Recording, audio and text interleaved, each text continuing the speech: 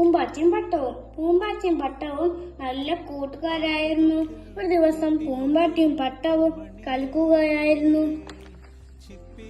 ഒരു പരുന്ത് വരുന്നത് അവർ കണ്ടു. പൂമ്പാറ്റ പേടിച്ചു പോയി. പൂമ്പാറ്റ പെട്ടെന്ന് ചെടികൾക്കിടയിൽ ഒളിച്ചു.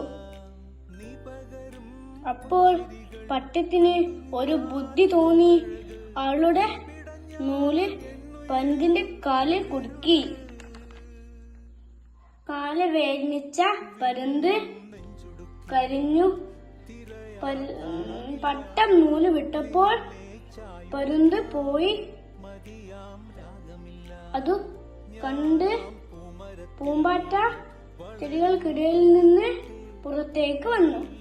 പൂമ്പാറ്റ പട്ടത്തിന് നന്ദി പറഞ്ഞു.